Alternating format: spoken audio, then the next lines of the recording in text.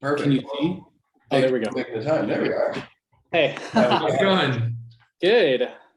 Good. Thanks for Where are inviting you me to at? this. I'm in Connecticut. Nice, nice. How's the Yeah. how's the weather out there? Good. It's a beautiful fall day in like the mid 50s, almost 60. A little bit humid, but all the leaves are changing. So getting that cool kind of, Halloween vibe. Yeah. Oh my gosh, it is spooky season.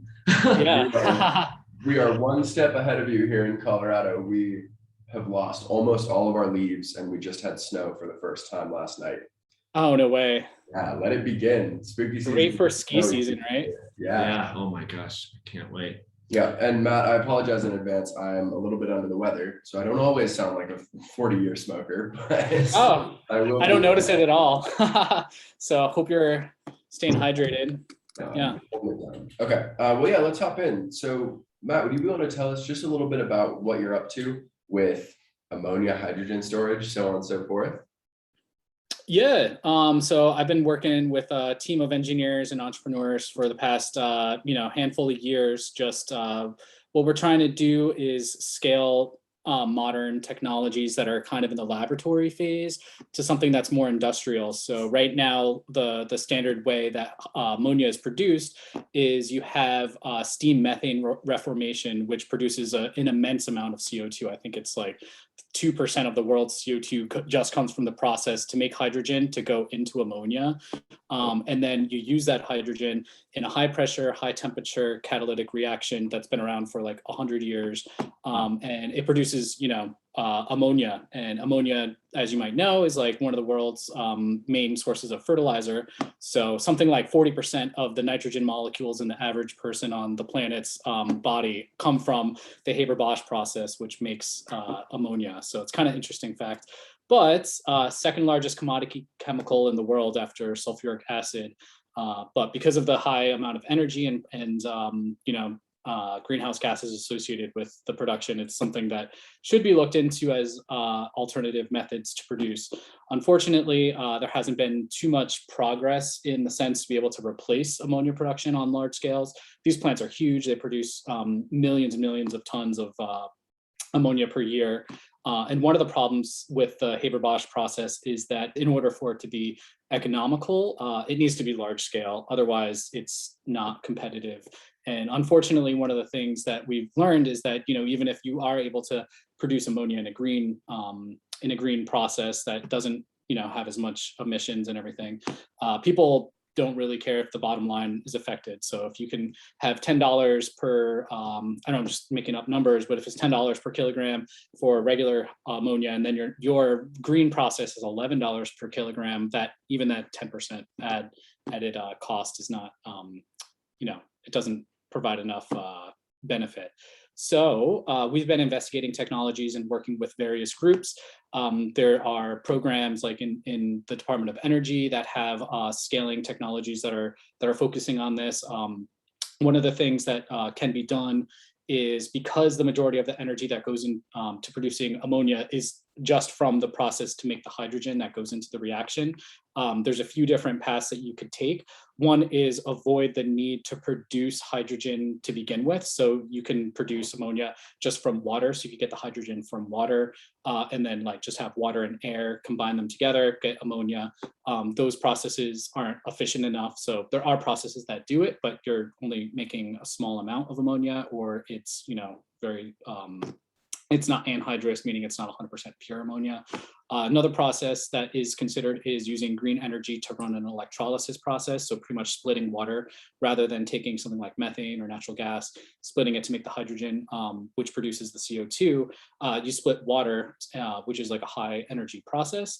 And then rather than connecting it to a grid energy source, you connect it to a renewable energy source like solar or wind or even hydropower, which I think is probably the best bet. But it's all just part of the same cycle and analysis. So if you connect that to a small scale Haber-Bosch process, then you could have potentially green ammonia as the outcome. So we've been evaluating technologies in the past few years.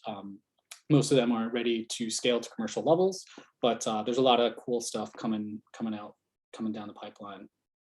That's really cool. Yeah, Wow. and I bet it's challenging to compete with those economies of scale. Right, right. That's the scaling issue going from laboratory to industrial. And so just to make sure I understand, it goes, so you said that they take methane, like natural gas, and pull the hydrogen atom off of that, and then go and combine it with nitrogen to make ammonia. That's the process? Exactly. So ammonia is one nitrogen atom and three hydrogen atoms. So it itself is not a carbon containing molecule. Can be used as a fuel, a fertilizer, or a hydrogen storage carrier itself. So there's multiple purposes that ammonia can fulfill. So that's why it's kind of, really valuable for people to consider as an alternative fuel. You can have it go directly into an engine, or you can have it just store hydrogen itself and then crack it later on.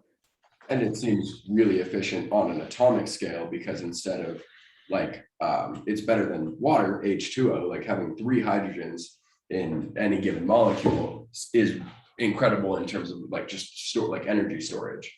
And so what would that look like in the terms of a battery, for lack of a better word? Like, so as you said, you could put it into an engine. Is this something that people are exploring for use in fuel cells? Yes, so there are a lot of teams working on what they call direct ammonia fuel cells. So typical fuel cell normally uses like hydrogen. There's all kinds of fuel cells, but the vast majority of them are hydrogen fuel based. And a lot of work is being done on direct ammonia fuel cells, because that would completely avoid the need to break ammonia back down to hydrogen to feed into fuel cells. There's a lot of work being done in Korea and Japan. They're kind of like at the forefront of all of this technology, and they're doing large turbine, like grid level, like megawatt scale ammonia combustion turbines. And they're also, they're not necessarily doing 100% ammonia. They're kind of, what they'll do is, because ammonia doesn't necessarily start out the reaction very cleanly, meaning like it knocks the engine around. They'll start with a mix of hydrogen and ammonia, get the hydrogen as like a cleaner burning fuel, or it gets to the reaction like steady state much quicker, and then they switch over to pure ammonia. But there's tons of studies, and that's actually one of the goals of Japan and Korea, to become like completely hydrogen-based societies and get rid of any regular gas. So they're at the leading edge of all of this. So yeah, I have like tons of information. So if you guys want, No, that's cool. awesome. Yeah, no, Yeah. that's insane. I had no idea that they were doing it on anywhere near that scale. That's absolutely crazy to me. And so, right.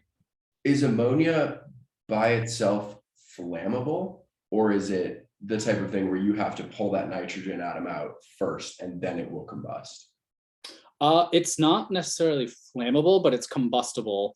So like hydrogen itself is flammable and kind of dangerous. Ammonia is dangerous to handle for other reasons, mainly toxicity. But one good thing about ammonia compared to hydrogen is you can't tell if there's a hydrogen being like leaked around. Like carbon monoxide, I'm sure is very dangerous, and that's why everyone has carbon monoxide detectors when they have like a fuel, like a furnace in their house. But ammonia you smell readily at very, very low levels.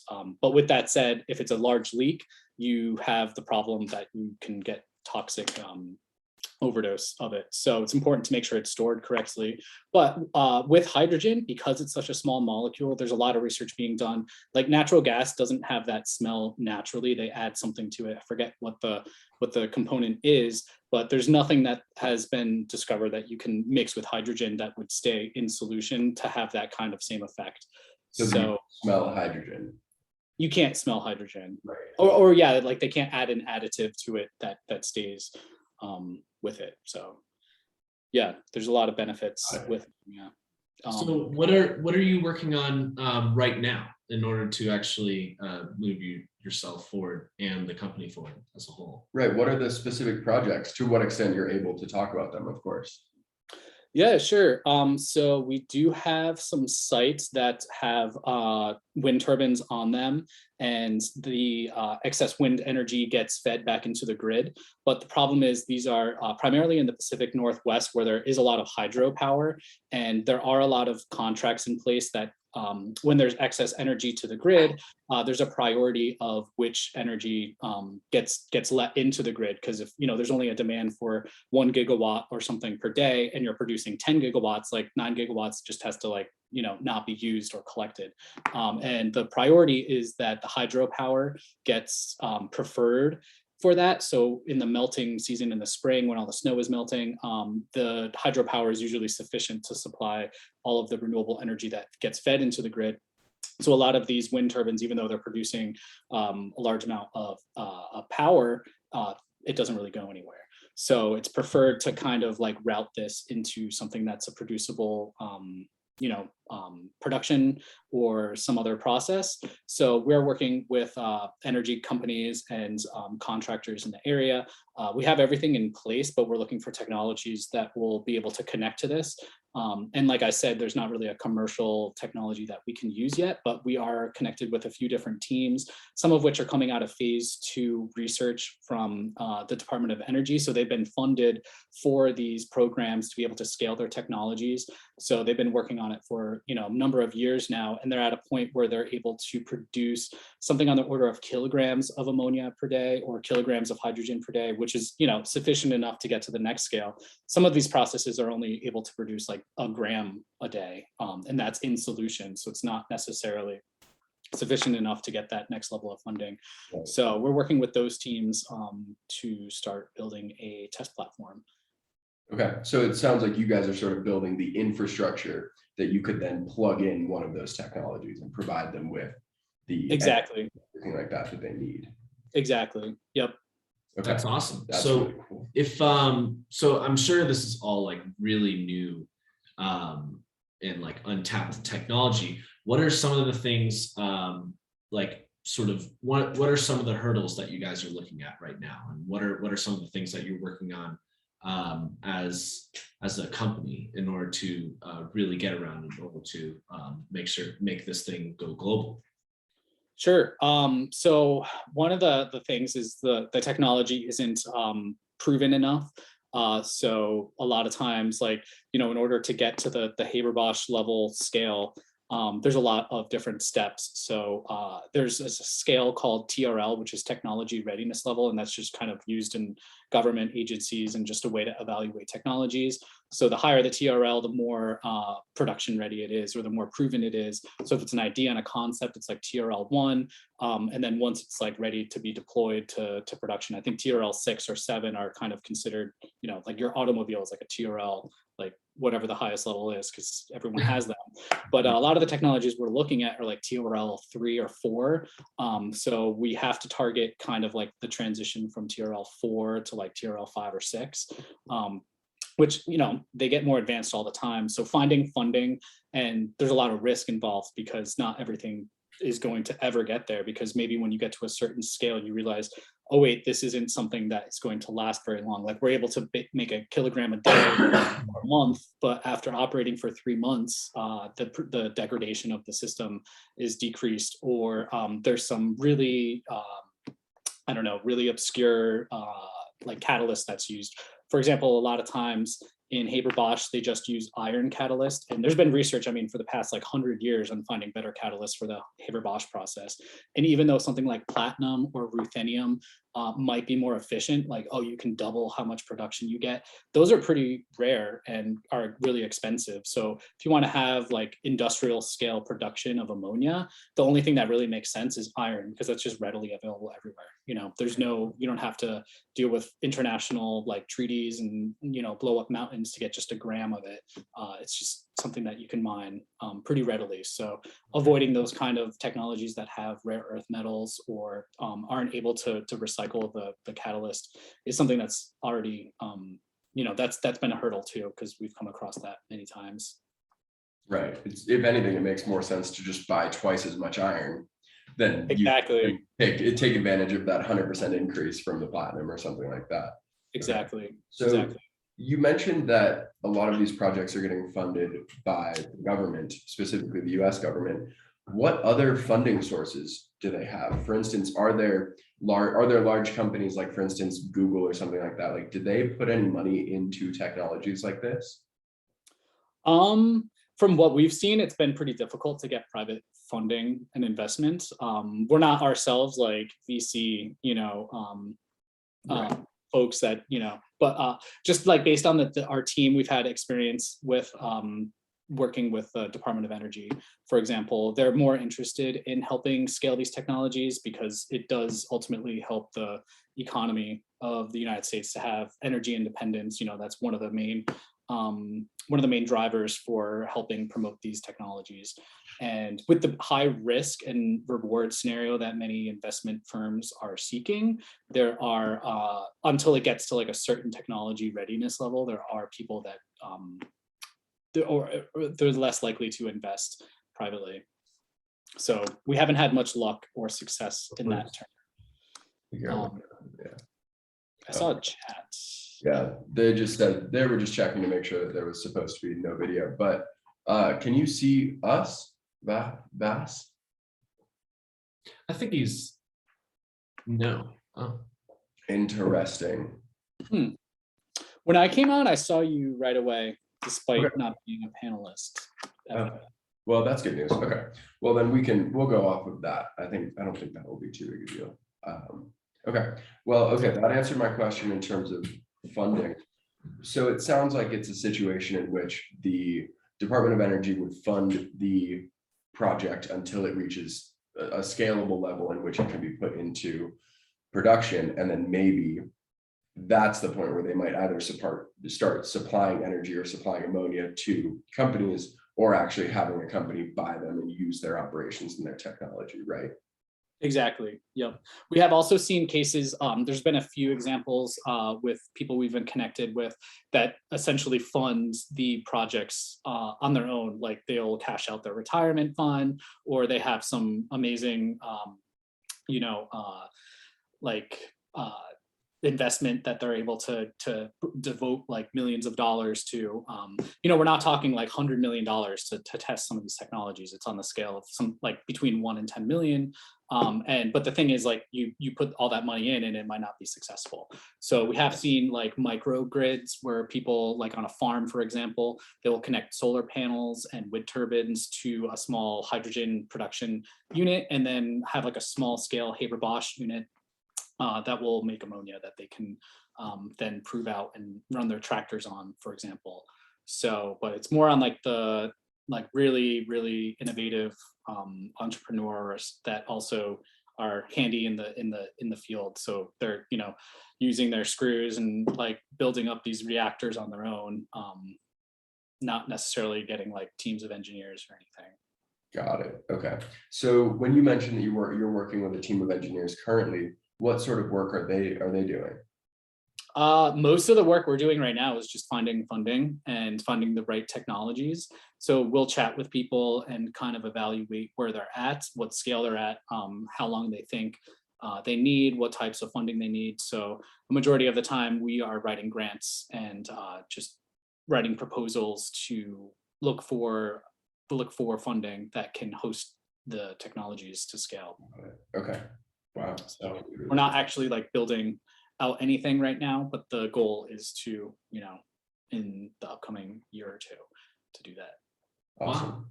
Well, we've gotten super granular into exactly what you're up to and what is happening. Will you tell us a little bit more from a broad perspective? Where do you see this going on a global scale? Like, where do you think hydrogen sits in the renewable energy mix? And where do you think ammonia, like sustainable ammonia production, like what do you see that in terms of like timeline? How long is it going to take before we get to something like that? Those are the sorts of questions. Sure. I think in order to enable a lot of the future of the grid, smaller units will need to be developed, and these can help like charge vehicles or provide energy to like small communities. And one of the ways that can be done is the advancements in these fuel cells and everything. So you have one aspect where you're like producing the fuel, and then another aspect of like how you're going to use it. And there's a play between hydrogen and ammonia. So hydrogen, difficult to store, needs to be high pressure or really secure environments and not necessarily good for long-term storage. But you can convert hydrogen to ammonia. Ammonia has already been proven to, because we use it for industrial agriculture throughout the entire planet. So there's already a pipelines and everything and delivery networks for ammonia. There is a big push in the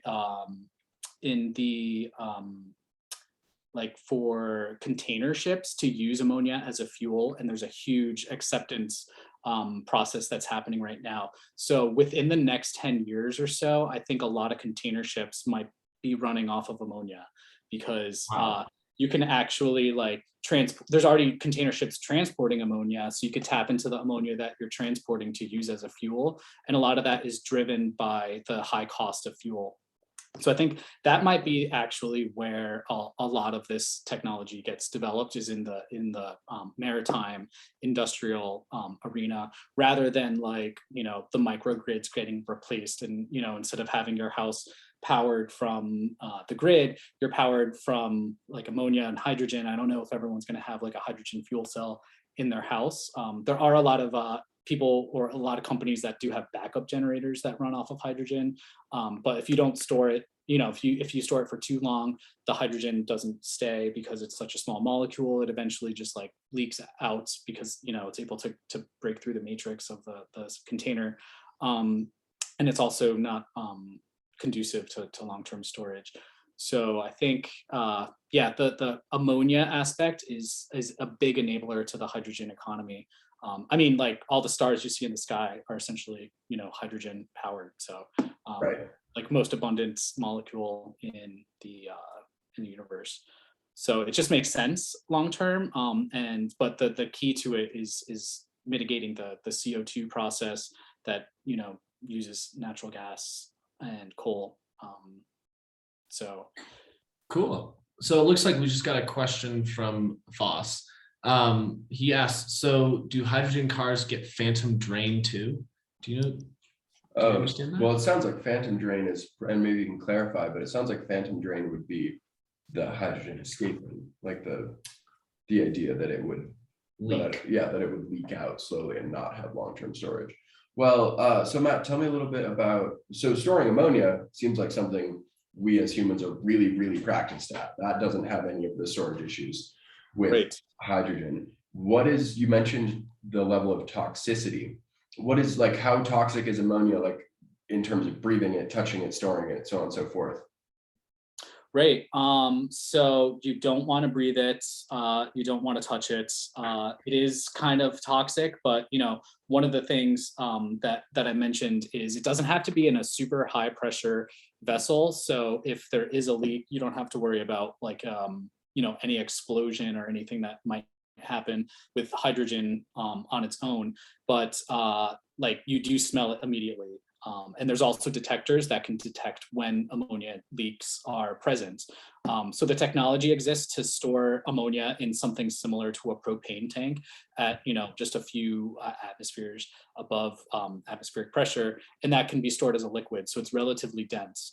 And the expansion coefficients and everything allow it to be stored relatively easily. There's container ships and everything that already do this, and there's processes that prevent leaks or anything when you're transporting it and converting it to different storage mechanisms.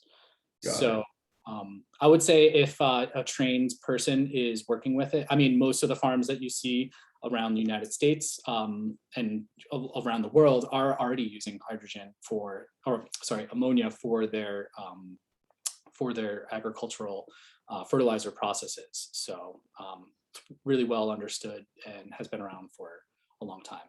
Right. So we understand that it's toxic, but we're also really good at just dealing with it as right. Okay, that makes sense. So I guess with gasoline, for example, probably not the best idea to smell it, probably not the best idea to get it on your hands, but like if it happens, that's kind of okay, right? It's more like go wash your hands or try to reduce exposure. With ammonia, how much worse is it, I guess? So stored ammonia is typically of a liquid, but at atmospheric pressure, it turns into a gas. Hmm. So if there were to be a small leak, you wouldn't necessarily get it on your hands because it would be Got it. So gas, and it would like evaporate into the atmosphere, essentially. So, but it could be potentially like if it's a you're in a building that is surrounded by ammonia and you're in there, you would want to leave, essentially. that's where it becomes more toxic. Okay, awesome. Right. Do you have any questions? No, that's I'm really enjoying listening, by the way. Yeah. This is some really interesting stuff. It almost feels like something that you would begin to sort of tap into in some really like upper level college class and then never get to follow up on. And I don't know, it's just cool hearing about all of the new advancements of fuel storage and how we're using hydrogen to basically move technology in a new direction. I guess my next question is, do you have any questions for us, Matt? Because I do remember you want to learn a little bit more about Hoskin Capital and what we're doing, and maybe connect the dots a little bit for people who are currently in the audience in terms of what we're focusing on sustainability wise in investing. Is there anything you want to know, or can we just like give you a quick rundown? Sure. I mean, I think a big aspect of this whole growth to the technology becoming readily available is that there's needs to be like funding and people that are not only just interested, but they're willing to participate in helping fund a lot of these projects. There are laboratory scale, experiments happening, but a lot of the scaling to the next level needs funding and people that are willing to take small risks. How do you guys see yourself fitting into that space?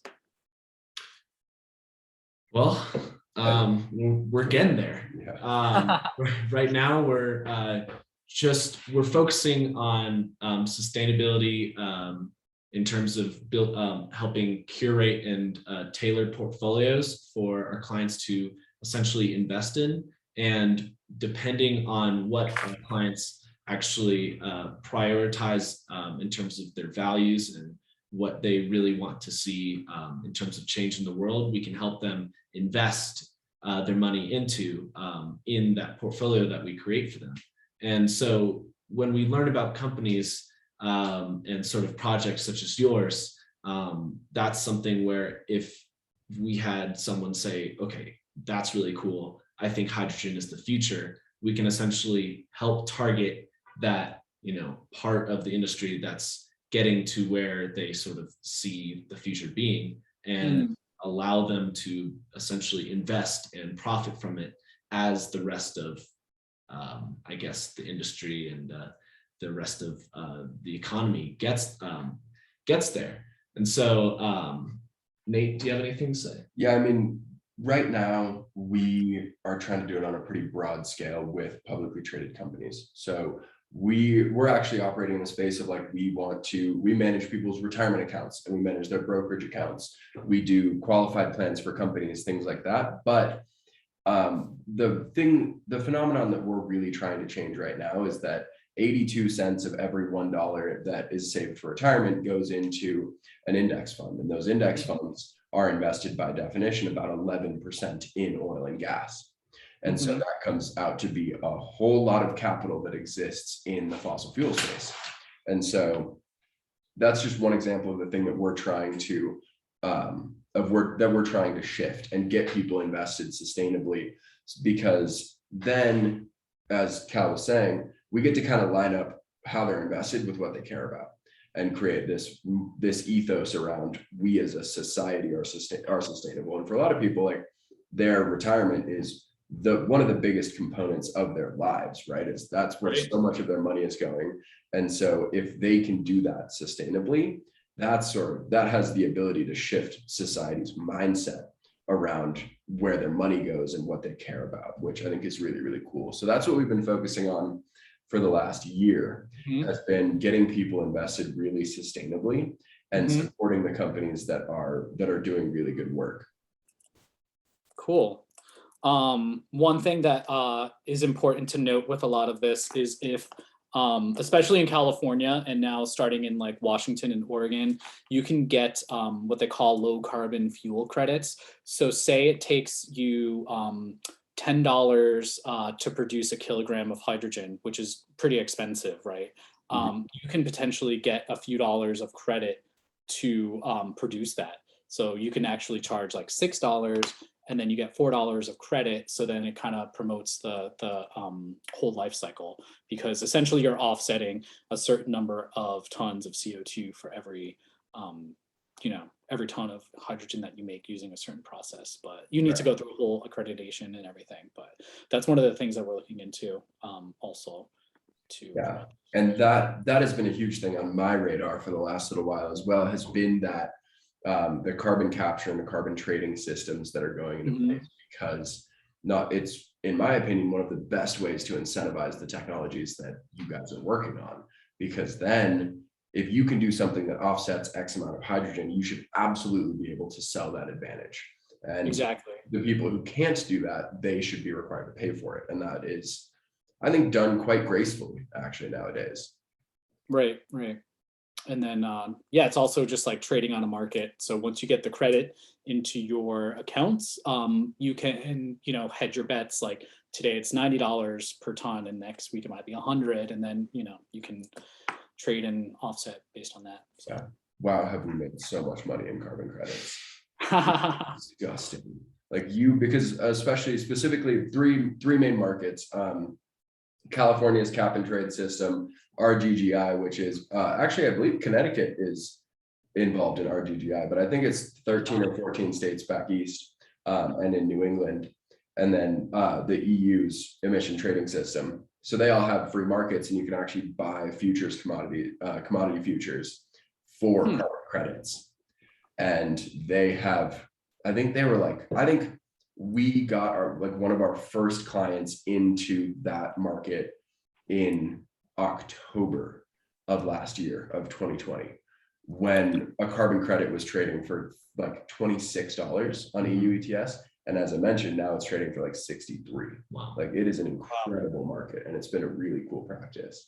So that's the sort of thing we do. Like, we've actually made it so that, and thank God for investment technology, but we've made it so that like you can make plays like that in your retirement account. And you can actually be involved in that market without being a commodities trader or having like a horse stock guy who's in Chicago doing any of that, which is really cool. Awesome. I'm gonna have to look into that. I wasn't aware of the RGGI. Yeah, definitely. But anyways, Matt, it looks like we've hit our 30-minute mark. It was really, really great talking to you. And we loved hearing everything about hydrogen and fuel storage, and we love sharing a little bit about what we're doing. Is there anything that you might want to leave us or the audience with in terms of shout outs or call to actions or anything of that sort? Matt, what's the name of your company? The name of our company is Clear Air Energy, and our website is clearairenergy.com. If you want to contact me, my email is matt@clearairenergy.com.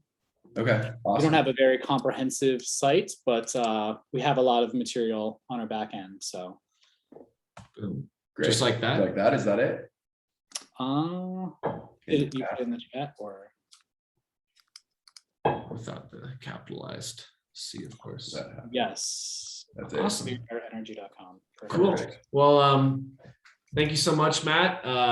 For everyone who is lucky enough to tune in or see this at a later point in time, make sure to go check out Matt at clearairenergy.com. Matt, it's been an absolute pleasure speaking with you. We'll be making sure to follow up with you again soon. I think this was a really constructive conversation, and it was really awesome hearing about what you're doing.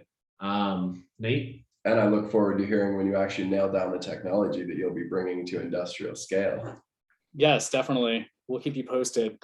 Awesome. Yeah. All Thanks right. so much for your time, Matt. Have a great rest.